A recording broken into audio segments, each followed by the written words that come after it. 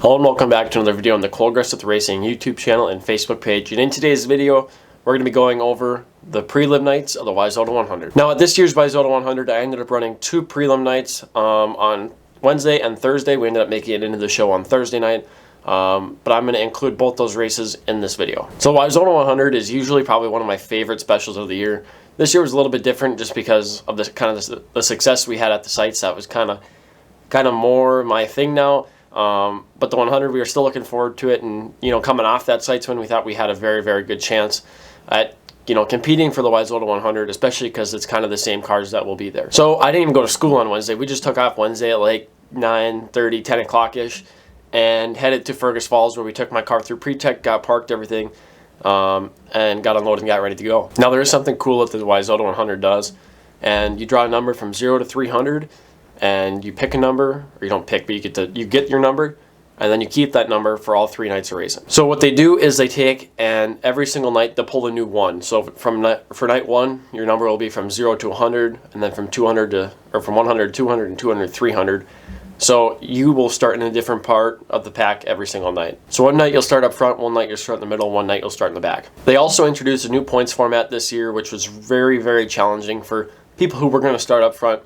And it was very aggressive to where you had to be able to pass cars to get points, which is unlike kind of what we've had before, where passing cars and finishing up front is important. But anyways, rolling off in this first heat race here on the Wednesday night prelim, I was starting second, and pretty much I knew my only option to even make the feature was to win the race, and so that was just something we were going to have to do. And the racetrack was looking, pretty nice. They had Challenge Series hot laps before us, so that was really nice. It kind of blew off the racetrack and gave us a nice surface. But let's get right into it. Star Robert Petrov. Have a good race. Stay safe. Let's start. Go. Let it go.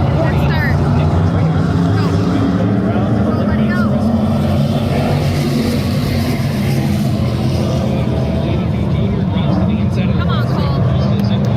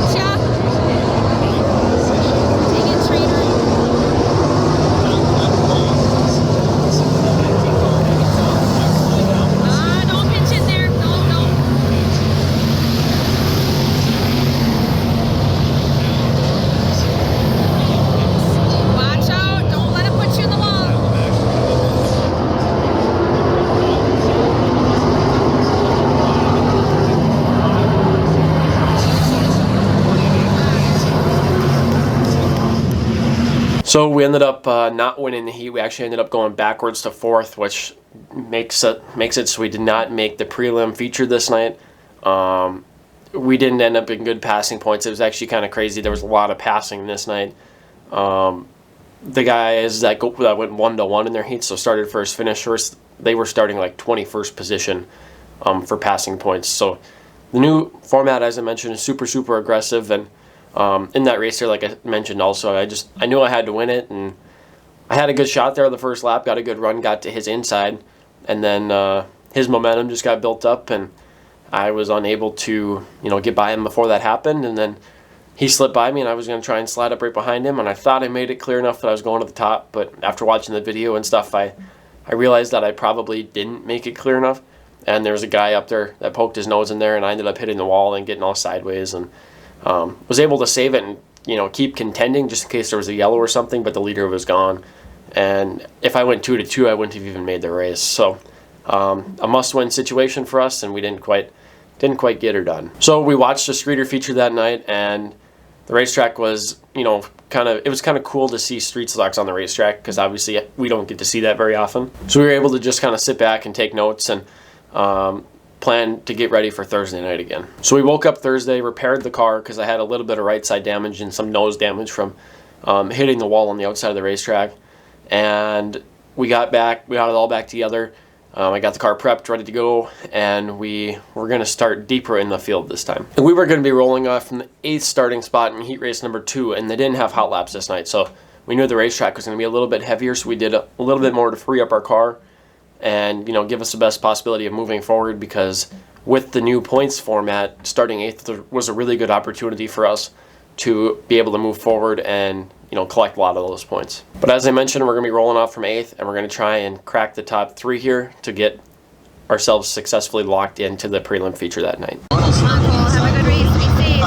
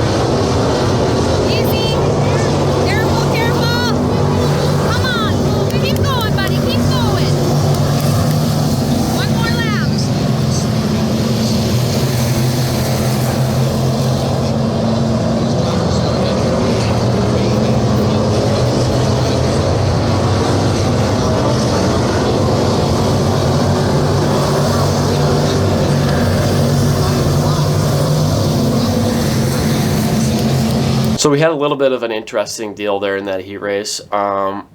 Very kind of confused about what happened. I started 8th and made lots of progress very early on, moving up, and I think I was right on the 4th place area, getting ready to pass for 4th, 3rd kind of, and a car was inside of me, and he decided he was going to cut up the racetrack much like I did on Wednesday night, except I backed out, and he got a little sideways, came all the way down across the racetrack again, took out like 3 more people in just a kind of a collision, and then there was another, like, he came back on the racetrack and collided with another car, which I ended up getting into, so just kind of a crazy deal there, but they ended up calling it on me, not because the yellow was mine, but because my transponder didn't hit that lap for 1 lap, so just kind of a bad deal. I really wish that they didn't call it on that because the hand score and everything, but it kind of ruined our chances of really starting good in that prelim feature, and from an 8th to 3rd to an 8th to 5th where I ended up.